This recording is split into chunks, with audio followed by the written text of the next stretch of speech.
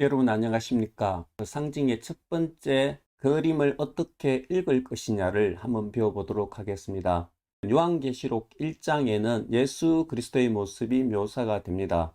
머리는 백발 같고 긴 옷을 입었고 가슴에는 금띠를 두르고 노새 같은 발이고 입에서 칼이 나오고 눈은 불꽃 같은 모습으로 묘사됩니다.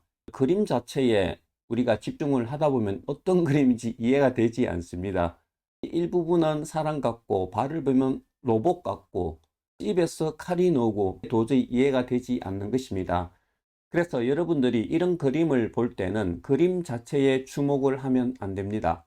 그림 자체를 주목하다 보면 이것은 이상한 그림이 되고 마는 것입니다. 그림 자체가 아니고 부분 부분에 하나님이 어떤 의미를 가지고서 그림을 구성하고 있는 것이라고 생각하면 여러분들이 그 의미를 이해할 수 있습니다. 다시 한번 말씀드리지만은 그림 자체가 아니라 그 그림이 전달하고자 하는 의미를 찾을 때 상징을 이해하고 감상할 수 있는 것입니다.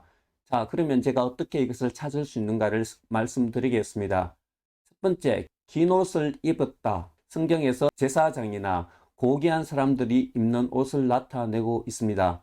그리고 금띠를 가슴에 둘렀다는 것은 그 당시 사람들의 신분을 생각해 보면 대부분 노예들은 허리에 띠를 두르고 옷을 허리에 띠에 묶어두고 일을 했습니다. 하지만 존귀한 사람들은 가슴에 금띠가 있는 옷을 입었던 것입니다. 그러므로 옷과 금띠를 통해서 나타내고자 하는 것은 예수 그리스도의 모습이 존귀한 모습이다. 이것을 나타내 주고 있는 것입니다. 그리고 예수 그리스도가 머리가 백발 같다, 눈 같다 이렇게 묘사하는 것은 예수 그리스도의 지혜가 무궁하다는 것입니다. 왜냐하면 성서에서 백발은 단순히 장수한다는 것을 백발에 비유하기보다는 지혜가 많은 뜻으로 많이 나오기 때문입니다.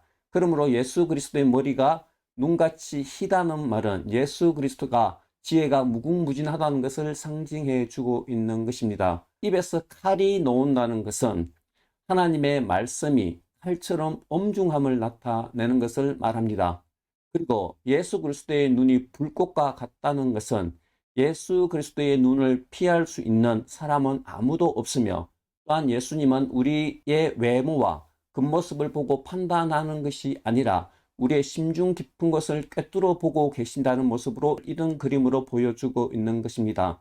그리고 예수 그리스도의 발이 노새와 같다는 것은 군인이 싸움을 할 때 신발에 뭐가 안정되지 못하면 뭐가 조금이라도 들어가면 불안해지기 때문에 진군이 어려워집니다. 예수 그리스도의 그 발이 노새로 묘사되고 있다는 것은 하나님이 전쟁을 하시면 안정적인 모습으로 이기고 또한 반드시 승리한다는 모습을 묘사해 주고 있는 것입니다.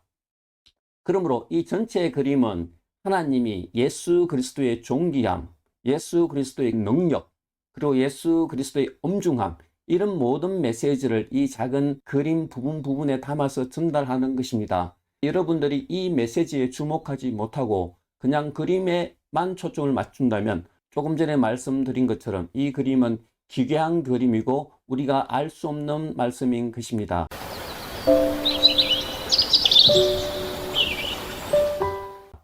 두 번째 우리가 주목해야 될 사실은 요한에게 이 환상과 그림 언어를 보여주셨을 때 대부분의 묘사가 뭐뭐처럼 뭐뭐같이 영어로 하면 like 이렇게 묘사를 합니다.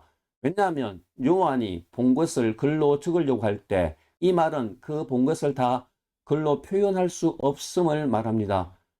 이것은 아주 쉽게 이해가 됩니다. 여러분들이 친구들과 함께 아주 멋진 광경을 보았다고 생각해 보십시오. 각 사람이 그것을 글로 표현하라고 하면 그 아름다운 모습을 표현하지만은 각기의 표현이 다를 수밖에 없습니다. 그것이 뭐뭐 같이 뭐뭐 같더라 like에 포함된 것입니다. 하나님이 그 영광을 보여줬지만 그 본 것을 글로 옮기려고 할 때는 다 글로 적을 수가 없기 때문에 뭐뭐처럼 뭐뭐 같더라 이런 표현들이 계속해서 요한계시록에 많이 나오는 것입니다. 그러므로 우리가 요한계시록을 읽을 때는 이 그림이 정확하게 뭔가를 찾으려고 하는 것은 요한이 메시지를 전달하는 모습과는 맞지 않는 것입니다. 그러므로 요한계시록의 그림은 그 영광스러움을 인간의 말로 표현했었을 때의 한계를 드러내는 동시에 하지만 전체 그림을 본다면 말로 형용할 수 없는 영광스러움이 그려져야만이 여러분이 이 그림 언어를 이해할 수 있는 것입니다.